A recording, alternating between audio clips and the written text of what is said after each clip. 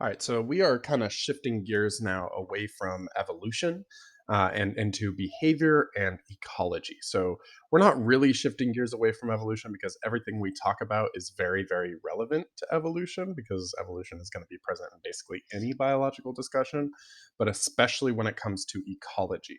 So I want to introduce you to this term sexual selection. So, when you hear that term, you probably think about natural selection, and that's good. So, sexual selection is just one type of natural selection, and it will basically revolve around kind of weird ornaments generally or weird behaviors. So like weird looking or weird acting organisms.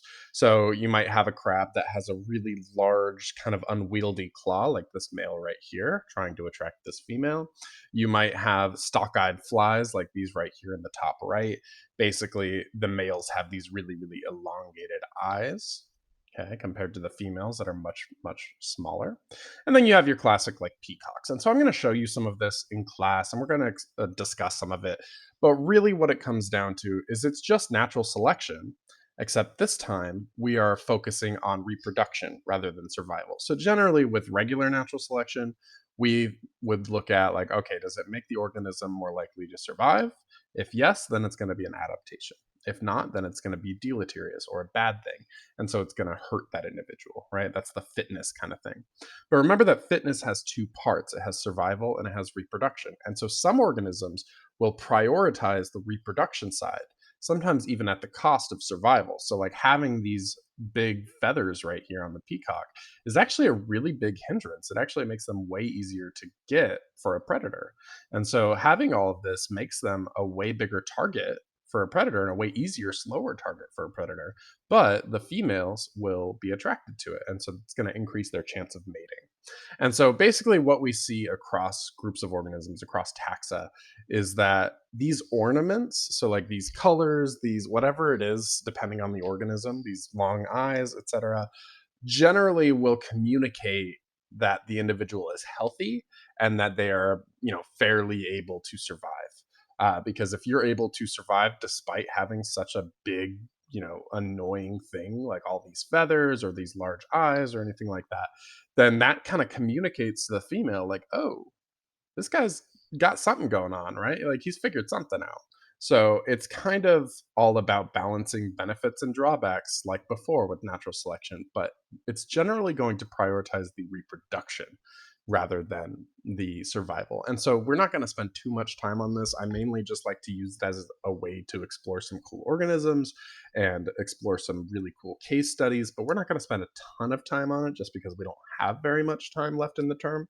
Um, but we are going to focus on behavior a little bit in general as well. So, like, we have agonistic behavior. So, this is any kind of like, you might think of it in humans as like an angry behavior, right? So, like combat, threats, rituals, some kind of a dispute over resources. And resources could be food, it could be territory, it could even be mates.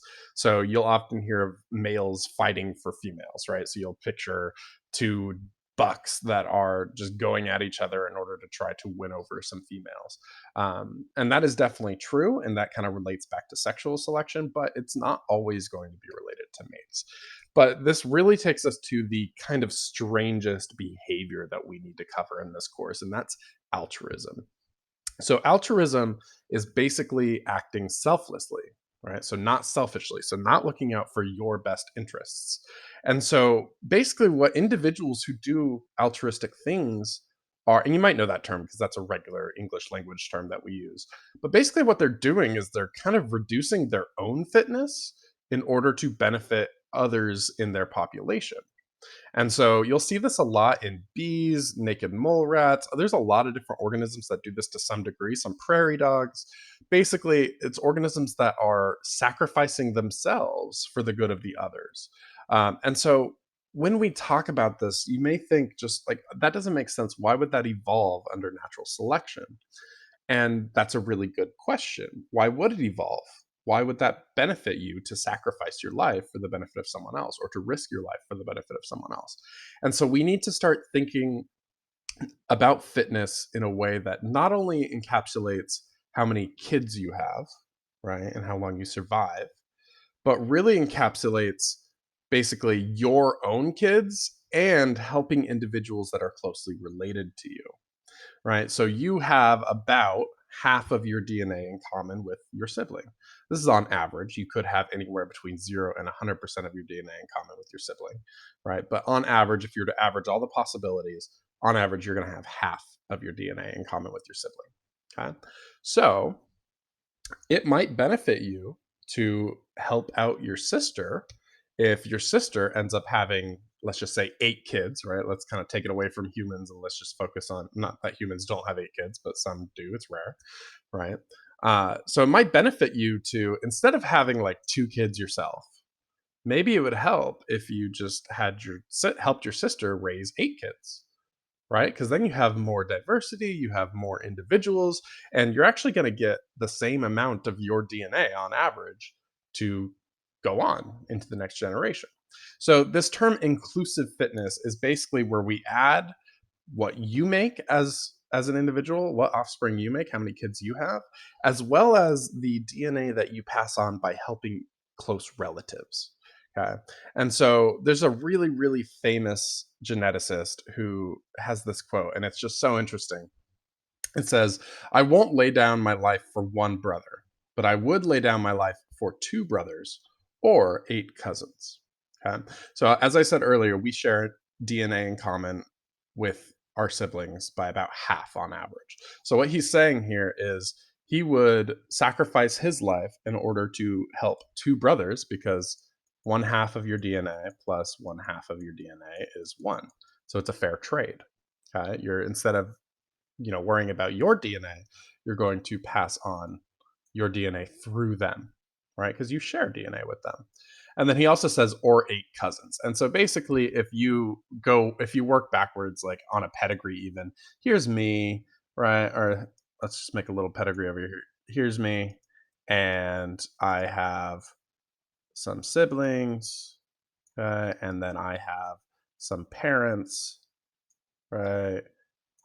And my mom has some siblings and they have a kid. Basically, if you were to work backwards, you don't need to be able to do this really, but if you were to work backwards, on average, you're going to have 1/8 of your DNA in common with your cousin. Because here's your cousin. Well, how do we get there? Well, I have to go from child to parent. Okay, so we share one half of our DNA with our parents. And then how much DNA does mom have with the uncle? Well, that's going to be a half as well because they're siblings. And then we have to figure out how much DNA this child, this cousin of mine, has with their father, which is one half. And you basically just do one half times one half times one half, and you get 1/8. It's basically just a quick way to figure out how much DNA on average you're going to have in common with your cousin. And you can do this with any kind of relative as long as they are related through ancestry, right? Like you can do it for this individual who married into the family, but you could do it for anybody who shares, quote unquote, blood, if you will. And so I don't want you to like think about doing this, but you can apply this to your everyday life. You might be more likely to risk your life for a sibling rather than a cousin. Now, obviously, it's going to depend on you as an individual. It's going to depend on your situation, your circumstances, because everybody has different kind of relationships. But in general, a person is more likely to, say, rush into a burning building for a sibling than they are for a cousin. And a lot of biologists argue that it's because we know how much DNA on average we share with an individual. And so we'd rather help somebody that has alleles like ours because we want those to continue.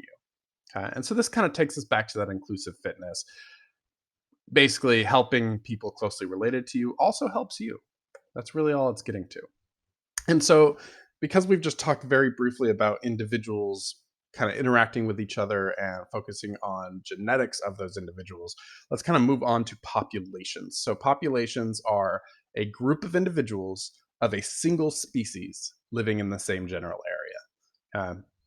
So, they have to be the same species. And when we talk about populations, we actually have a number of different things that we can define about a population. We can define its density. So like picture you in a helicopter and you're, overlooking the Serengeti, right, of Africa. And so you just see a bunch of organisms all over the place, right? You see lions, you see a whole bunch of stuff. And you just want to count how many individuals there are in a square mile. Okay, so you could just count the number of individuals per square mile and you could find their density. You could basically find how tightly packed they are. Okay. And so that's going to be relevant for a lot of things. We're going to get to that later. But we can also measure their dispersion. So some organisms are going to be really, really clumped together.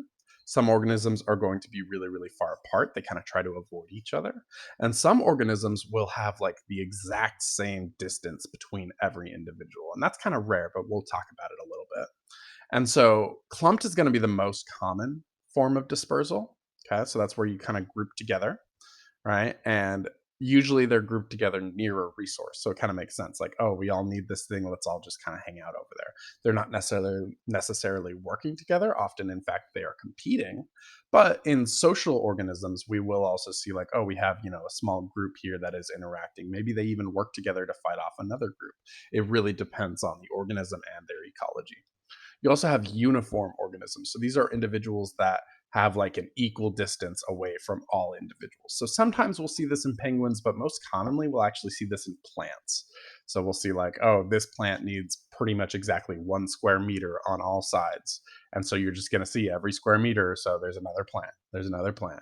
And that's actually how we set up a lot of our farms. So if you're ever like driving down the highway and you look over to the right or to the left, you will see that we have our farms kind of lined up in those long rows and they're very equidistant. So it kind of looks like you're looking down the same row multiple times, right? That's the exact same thing. They're uniform. Now, obviously, we did that. And in the wild, it's usually going to be antagonistic. It's usually going to be because they don't like each other, right? But there are exceptions like penguins. They are kind of strange. And then we have random. So random dispersion is fairly common in plants, not super, super common in anything else. Maybe fungus, right? And so basically, it's hard to find a pattern here. They're not particularly clumped together. They're not particularly far apart. It's kind of a combination, right? I have some areas of clumping. I have some areas of distance, right? And this will usually only really happen when an organism kind of just like spreads its spores or its seeds or anything and just kind of hopes for the best, right? And so it's not super, super effective. So like even in most plants, when we think of plants, we think of things like angiosperms. We think of flowering plants. And so we picture like pollinators coming in. And so that's not really random. And we'll talk about that. But now that we're talking about populations, I want to start talking about population dynamics. That is how they change over time. But before we can really get there, I want to introduce this idea of survivorship curves. Okay. And so survivorship curves are an interesting thing. It's a mathematical representation, but it's not perfect. So on the x-axis, I have percent of maximum lifespan. So basically, picture as far right as being 100%, right? This is the oldest human being. Let's say it's 100 and I don't know, 20 something. I don't remember how old the oldest human is right now. 120, let's just say. I think it's like 124. But that's like our max as far as we know. Right now, obviously, there's a lot of factors that determine a max, but we're usually looking at wild populations, not humans. So it's a lot easier. Okay. So that's 100%. That's why it stops at 100 because this is a percentage. Okay. So even though I put 120, this is 120 years, whereas down here we're really talking about percents. Okay. So don't forget that. But basically, as you move to the right on this graph, so as you go from left to right, you are getting older relative to the rest of the population. Right. So like once you hit this point, you have outlived half of the maximum lifespan. Okay, so that's like your midlife. Okay. And then on the y-axis, we have the number of survivors. Now, this is a logarithmic scale. You don't really need to worry about that, but basically that's why it goes from 10 to 100 to 1,000. Okay. And in this particular case, it's number of survivors, not percentage of survivors. And so that logarithmic scale is relevant. Sometimes it's not going to be, but it's pretty much just these three trends you need to be familiar with. So we have three types of organisms. We have type 1, type 2, and type 3. Type 1 is like humans. So these individuals mostly survive throughout that first half of their life. So like on average, humans live in the developed world live to be around like 80 right now. That's about our average lifespan. So most individuals make it to 40. That's kind of what this is saying. We don't really see a significant drop off. We don't see the survivorship go down until after 40 very much. Okay. Now, does that mean every individual survives? Absolutely not. There's child mortality and it's terrible, right? But on average, most individuals will survive to about 40, right, for the whole population. However, then after that point, we start to see a drop off. Okay. So, really, we see a lot of survival early on, and then it starts to drop down. There are some organisms that do this other than humans, but they're usually going to be pretty social individuals because what this requires is a lot of effort right here. Think about you as a baby. It takes a lot of work to keep a baby alive, right? And so you have to put in a ton of time, energy, resources, food, etc., into keeping that baby alive. And so we as humans prioritize that. And so we have really, really high survivorship early on because we take care of our young. Okay. Some organisms don't do that. Some organisms will literally just have as many kids as possible, and most of them are going to die. And so that's kind of what we have going on down here. Okay. So what we're seeing here is that as we increase in age, we are going down, but that's of course always going to happen. But notice how steep this drop off is. We're decreasing much faster than the humans did. Okay. And so we have most of our death early on, but if you make it past a certain point, like you're doing okay. You're going to survive longer. Okay. So lots of death early for type 3, very few deaths early for type 1, and then type 2 is literally just somewhere in between.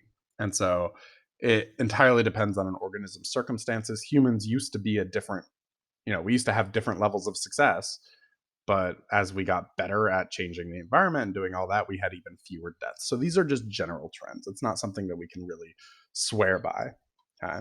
But for type 1 curves, we have a low death rate. For type 2 curves, it's a relatively constant death rate over the lifespan. And for type 3, it's a really, really high death rate early in life. So, like oysters, basically anything that just has a bunch of kids, a lot of insects, for instance. And so now that we're talking about death rates and individuals in a population dying, that takes us to something mathematical we need to be familiar with and comfortable with.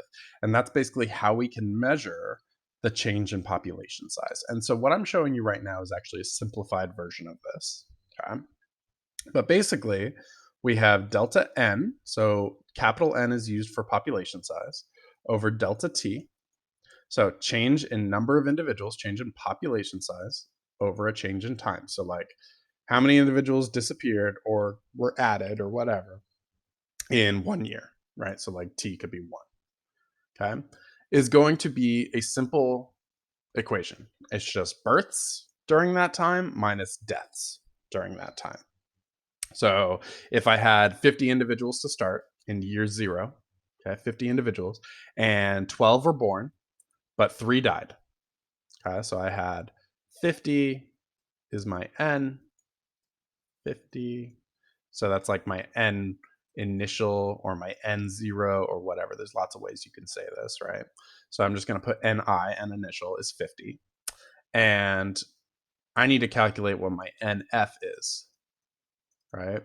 So if I need to find how many individuals there are now, well, I know that delta n is going to be nf minus ni over delta t, which is just going to be a year, but I'll add that later, is b. So I said there were 12 births minus 3 deaths, 9. So my population size went up by 9 over this time period. And I know that ni right here was 50, right? And therefore, I know that now there are 59 individuals in the population. You could also have just added that 9 because we're looking at a simplified version of this. But that begs the question, okay, how can we have a stable population, a population that isn't changing? So that would just mean that your births and your deaths are equaling each other. Okay, so like there's, for every 5 that die, 5 are born. And so it's balanced, it stays the same. Okay, and so my delta n there would be 0. So As we start to track populations growing and declining and whatnot, we need to introduce this term called exponential population growth. So, exponential, you guys know from math, is very, very rapid, right? If you were to graph exponential, it would be like that J curve, we call it, right? Because it just starts slow, but it is increasing, but very slowly, and then it just rapidly goes up and it just continues to go up.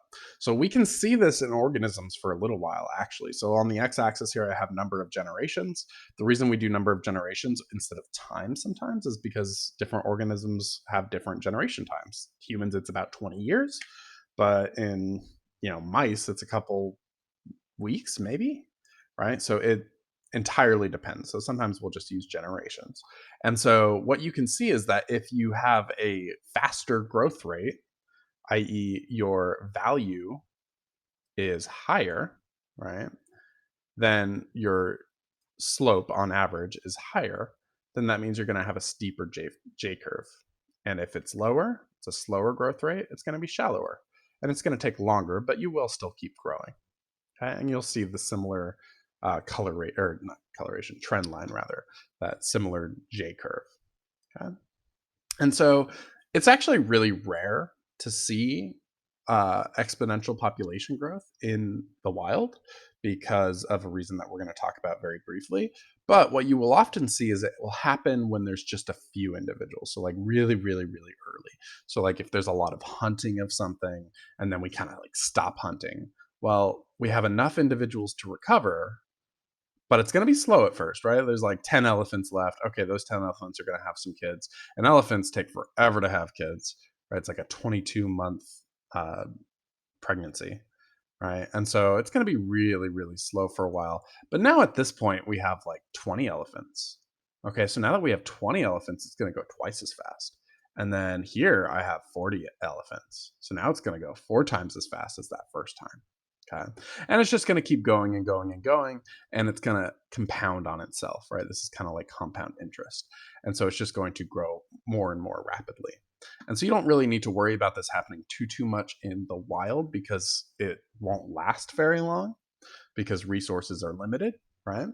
But it will sometimes happen at the beginning of a growth curve. So, like if we have a conserved species, a species that is protected now, and that's going well, then we might see this happen. But often it still won't go well for a number of reasons.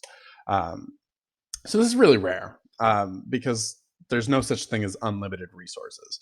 Now, humans are really, really good at getting resources. So we are limited, of course, because we're on Earth, but we're really, really good at finding and making more resources. So this is going to beg the question, where do we have to stop?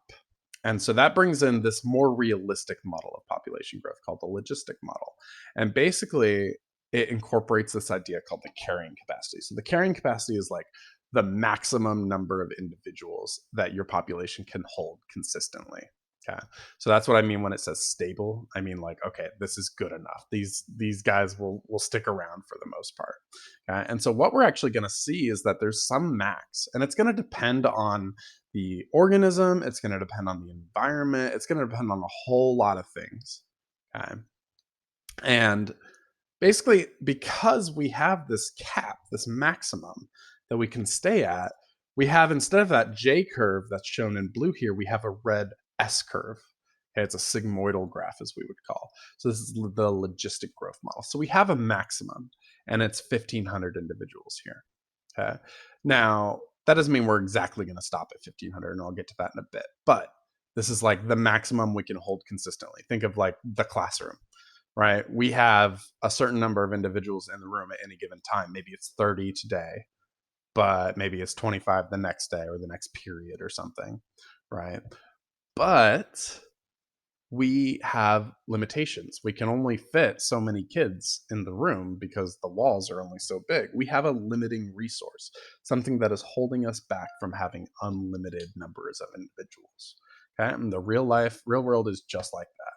We have limited resources, so we can't have a ton of individuals all the time. We can't be that cramped.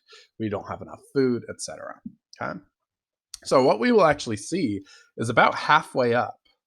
So like here, my max is 1,500. So at about 750, individuals on average, we will start to see our growth slow down. So like our growth on these graphs is always our slope. So if you could just identify the slope on a curve, you could figure out like, okay, how steep is it, right? And so this is actually the point where it is the steepest. And the moment we go over that half in general, we start to see a decrease. So now our slope is getting shallower and shallower. It's still positive. The population is still going up, but it's getting shallower, okay, until we hit that carrying capacity. And now, not only is it insanely shallow, but at a certain point, it's going to level off and it's going to be flat. At that point, we are no longer having net growth of our population. Individuals are still being born. That is very important. They are still being born, but we have the equal numbers of births and deaths. So like B and D are equal. So for every 10 people born, 10 individuals, I should say, born, 10 are dying. Okay. And so that's why we have a net growth of 0. And that's why we have a horizontal flat line. Okay. And there's an equation to calculate this. Well, it really depends on what you're trying to find. But if you know the carrying capacity, you can calculate basically how quickly the population is going to grow. If you know how quickly the population is growing, we can calculate the carrying capacity. And so this is an equation that we are going to practice with. We're going to do a little bit of practice, but it's really just a slightly more complicated version of the previous equation. Just applied in a different way. It's just a more realistic one. It's basically just saying, okay, depending on how close we are to this line, to this carrying capacity, we're going to grow faster or we're going to grow slower. And that's what this part right here of the equation is showing. This is basically just figuring out, I don't know how good with math all of you are, but this part is basically just calculating how close are we to our carrying capacity. And then this part right here is basically just saying, how quickly could we be growing, right? So we're going to see across different organisms different trends. But if we were to kind of zoom out, we're going to see the same trend lines. But what's really, really interesting is that it also depends on how many individuals you start with. So not only does it depend on how quickly you mate, how close together individuals are, all those kinds of things, but also how many do you have to begin with? Because if you have 10 to begin with, well, you're going to grow a lot faster than a population that has only 2 to begin with. And so you're going to see that if you start above the carrying capacity, so here the carrying capacity is 100, right? I can see that because they're all leveling out right around 100. If you start above, well, that means you have too many people in the classroom. Some are going to have to go. There's not enough resources. Okay. And so it's going to dip down until it eventually levels out. If you start below, but still somewhat decently high, it's going to increase a little bit more rapidly than if you start below, but with only a few individuals. It's because there's not enough mating, there's not enough children being born. Your birth rate, your B, is not high enough. And so your D, the death rate, might still be too low. Okay. And so we can see this in the lab. We see this over and over and over again. We can do it with just about any organism in a lab or in the wild. We can track their population growth over time, and we see the same thing. Okay. Now, very interestingly, what you will see, especially if you look over here on the right at the Daphnia. So Daphnia are just called water fleas. You don't really need to worry about it, but they are hideous. So I've got a nice little picture for you here. But what you will often do is overshoot. Okay. So like we are not following the line exactly, right? So that's our logistic growth model line. We are not following it perfectly. This is mathematically calculated, this line. And it's like a line of best fit almost. And so we will sometimes go over, we will go under. Sometimes we'll then go over again and under again and over again and under again. And that's called oscillating. It's kind of going up and down and up and down and up and down. And that's totally normal. But we still have that general, okay, this is our carrying capacity, right? It does not mean you're never going to go above it, but it just means if you do, you're going to go back down. And so humans actually are still growing exponentially. We have a population of about 7.5, 7.4 billion, depending on the data source. And this changes all the time, but the estimated capacity last I saw, so 2017, was 10 billion. But it depends on who you ask. It depends on so many factors. We're getting better and better at feeding people. Still not good enough in a lot of areas of the world, but it's really hard to say what our carrying capacity is, what our max is. But what I will tell you is we have a lot more space than you think. If we were to take every individual in the world and put them shoulder to shoulder, so just kind of squish them together, we would only take up the space of Rhode Island about. And so there's a ton of room out there. But space isn't our limiting factor. It's not the thing that holds us back, right? So, like I said before, you can overshoot. You can kind of go over your carrying capacity, in which case you'll go back down. You can then be under it and then go back up and then down and then up and down and up and down. That's normal, okay? Because this is real data. Real data is rarely clean, right? And so the reason we have a carrying capacity is because something is limiting our growth. And so we're going to call that a limiting factor. And limiting factors can be two types. They can either be density dependent or density independent. The best way to think about this is, does it matter how close together the individuals are? So, for instance, think about a population of sheep. Okay? Let's think about their limiting factors. Okay? So it might be food availability, it could be disease, it could be amount of water, right? It could be a whole bunch of things. So these are the things that could limit their growth as a population. So, predation.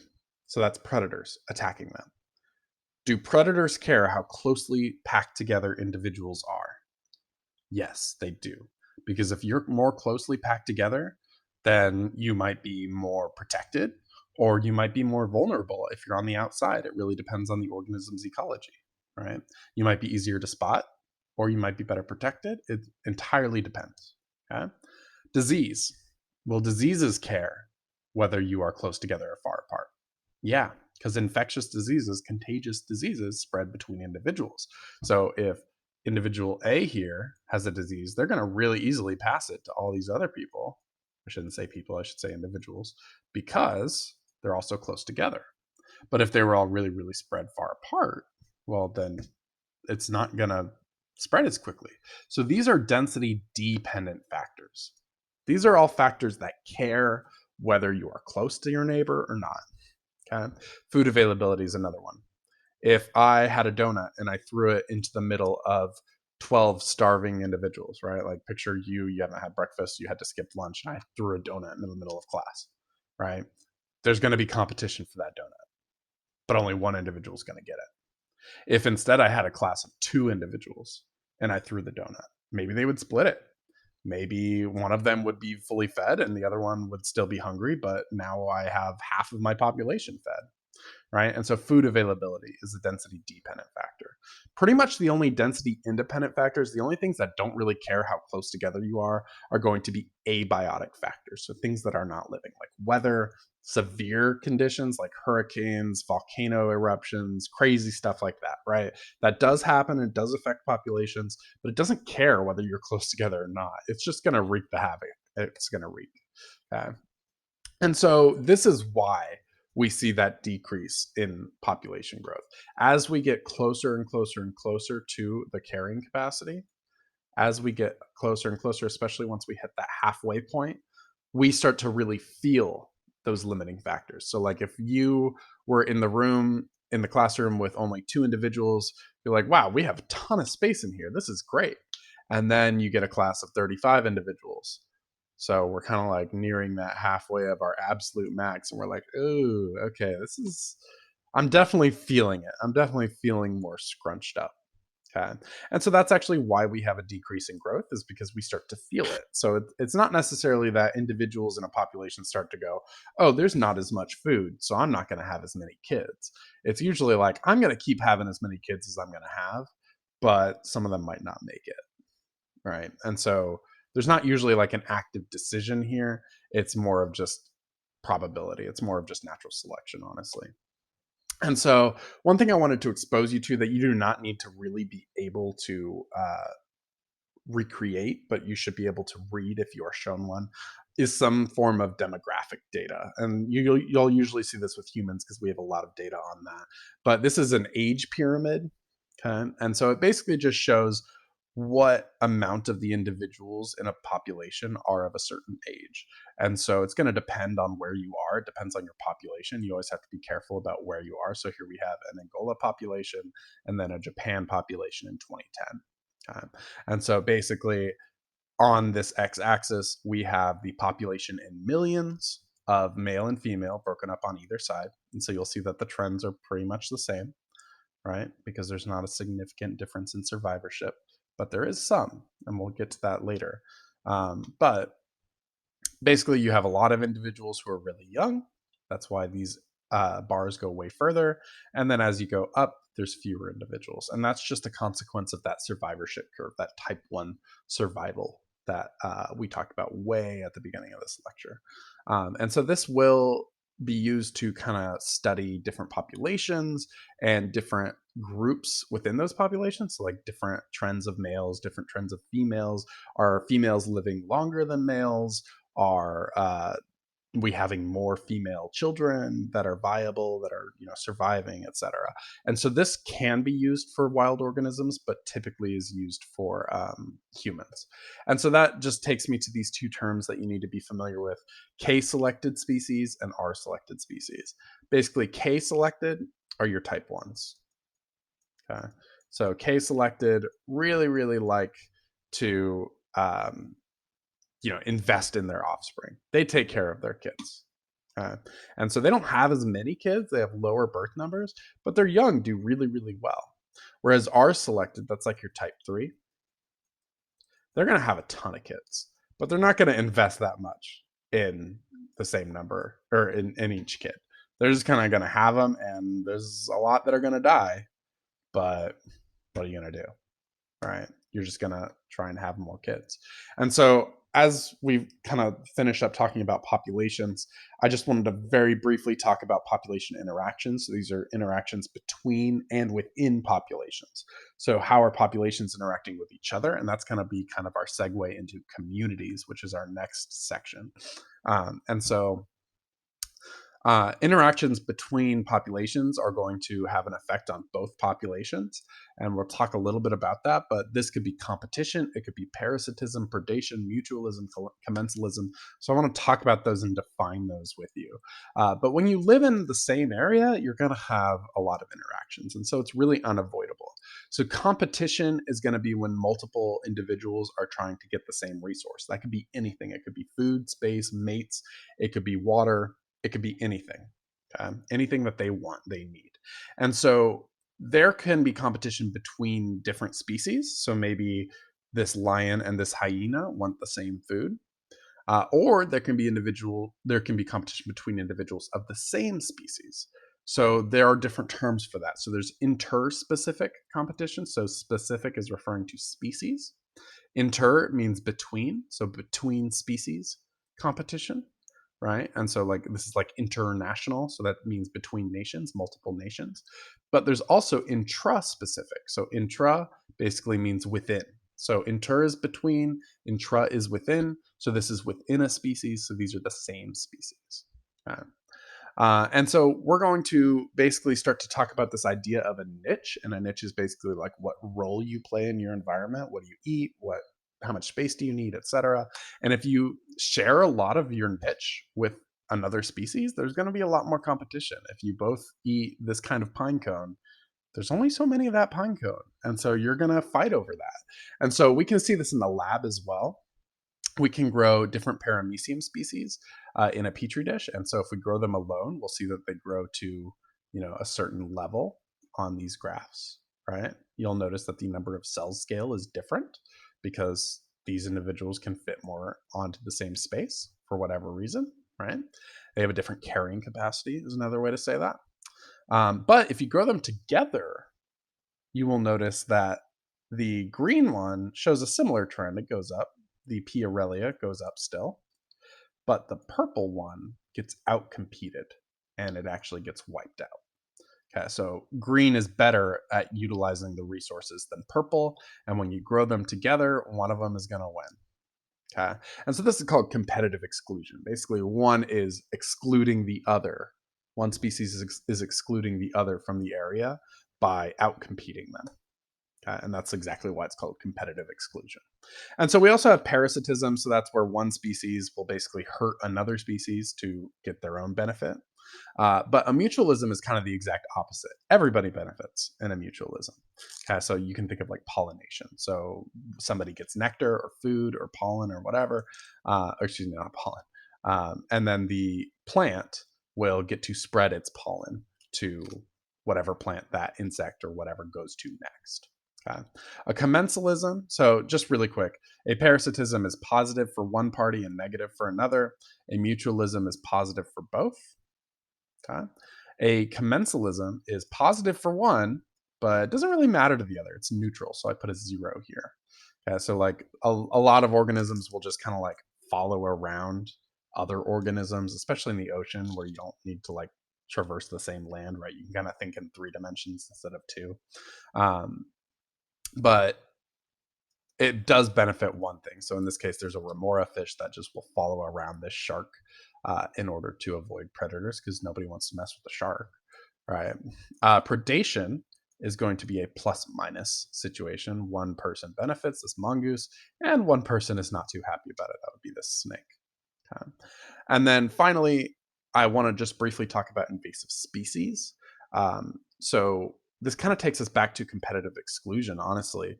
When a new species comes into the same area, they might outcompete the species that were there before. So, like, imagine if P. caudatum, this guy on the right, was just doing its own thing. It was super happy, and then P. aurelia came around as an invasive species. Well, then we might see what a trend look like this. We might see P. aurelia start to outcompete P. caudatum, and over time, completely wipe it out.